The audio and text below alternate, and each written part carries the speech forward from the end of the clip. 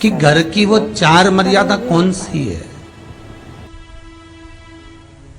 जिस मर्यादा में नारी रहे तो उस घर में संपदा नहीं घटती, उस घर की संपदा को समाप्त नहीं किया जा सकता है। 4 मर्यादा माता लक्ष्मी, मां सरस्वती के सामने माता पार्वती जी से पूछ रही है। वो मर्यादा है कौन सी जिस मर्यादा के बल पर एक जो घर बसता है, घर जो बसाया जाता है, उस घर में सुख, सौभाग्य, संपदा, सत्ता, वैभव, प्रतिष्ठा, यश, कीर्ति, आरोग्यता, ये सब वहां रहे।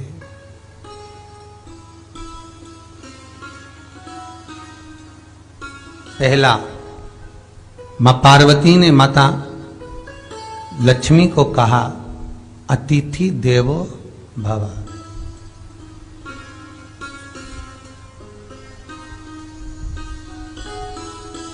हमारे दरवाजे पर जब कोई अतिथि आए, हमारे दरवाजे पर कोई मेहमान आए, तो हम उसका आदर करें। परिवार के लोग जो आदर कर रहे हैं वो अपनी जगह पर है, भाई आदर कर रहा है वो अपनी जगह पर है, जेठ आदर कर रहा है वो अपनी जगह पर है, देवर मान सम्मान दे रहा है वो अपनी जगह पर है। पर सबसे पहला सम्मान घर की स्त्री को अतिथि का करना चाहिए।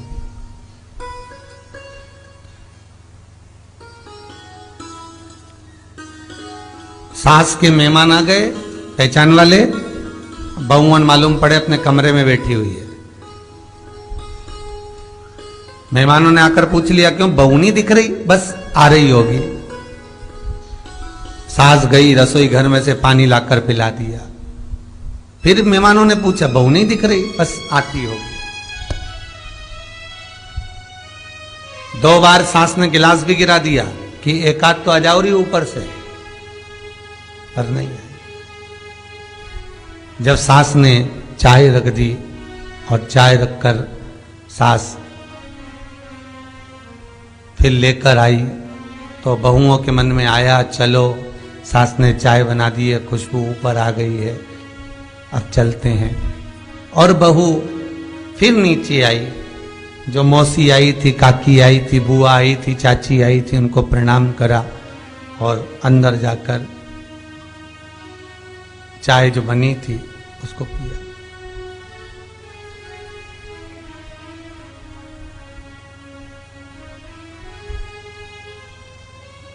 एक गरुड़ पुराण में लिखा है, 94 तरह के नरक में एक नरक है जो दरवाजे पर आए हुए अतिथि का सम्मान नहीं करता, उसको जल नहीं पिलाता, उसका मान सम्मान नहीं देता, उसका आतिथ्य नहीं देता, उसके लिए भी एक नरक रखा गया है।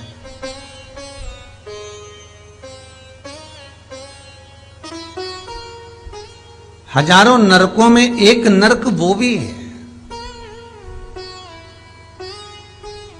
जिसका हमने आतिथ्य ना करा हो। मेरा बहुओं से निवेदन है, सास के रिश्तेदार आए तो आप उनका भी आदर करिए, और आपके रिश्तेदार आए तो आप उनका भी आदर करिए। जेठानी के रिश्तेदार आए तो आप उनका भी आदर करिए, और देवरानी के रिश्तेदार आए तो आप उनका भी आदर करिए। आप किसी न किसी रूप में जो अतिथि आया है वो न जेठ का है, न देवर का है, न वो सास का है, अतिथि घर का है, किसी एक व्यक्ति का अतिथि नहीं है।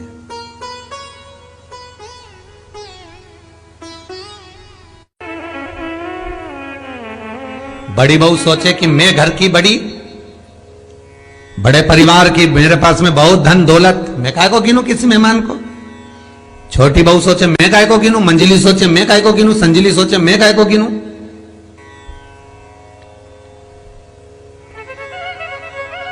तुम्हारे माँ बाप आए, सास अगर तुम्हारे पिता से, तुम्हारी माता से बात ना करे, देवरानी बात ना करे, जेठानी बात ना करे, तो तुम्हें कैसा लगेगा कि तुम्हारे माँ बाप आए और किसी ने सम्मान नहीं करा।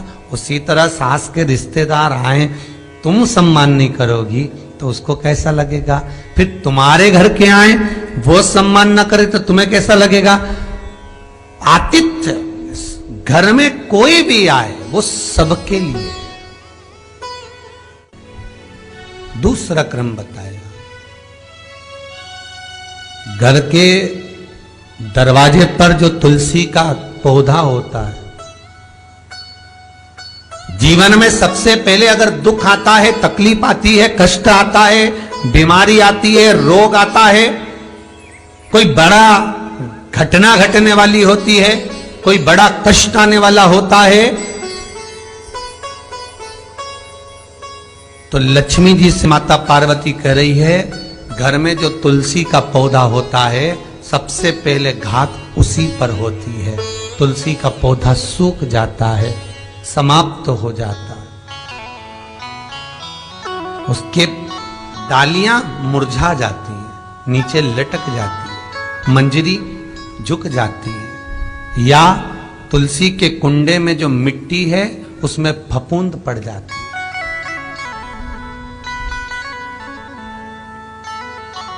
कितना सुंदर बात कही है महाराज।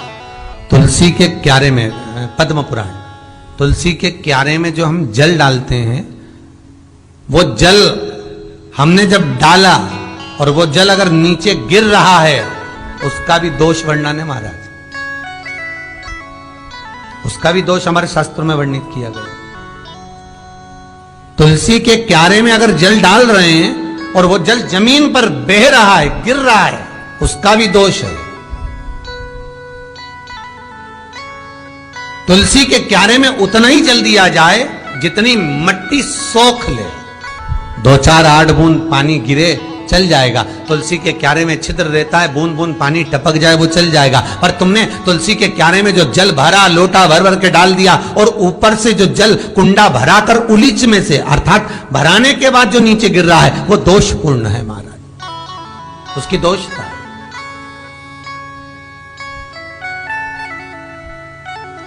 वो दोष देने वाला।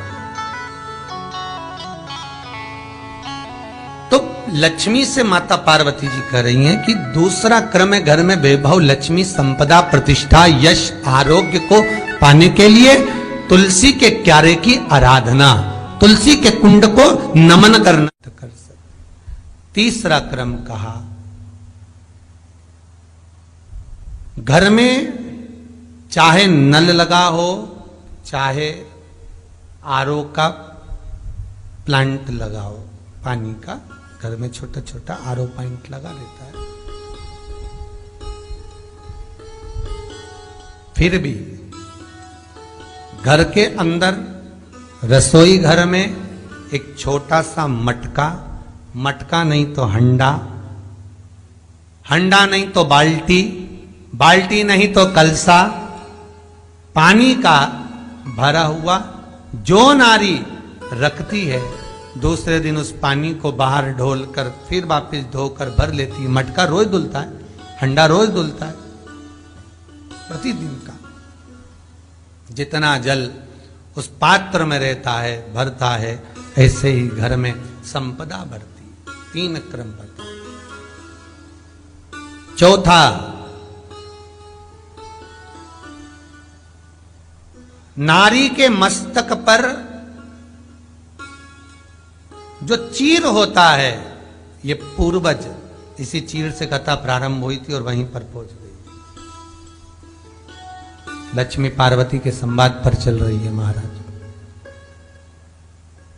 मस्तक पर जो चीर होता है, मस्तक पर जो वस्त्र होता है, वो वस्त्र पूर्वजों का, पितरों का, कुल देवी देवताओं का आशीर्वाद।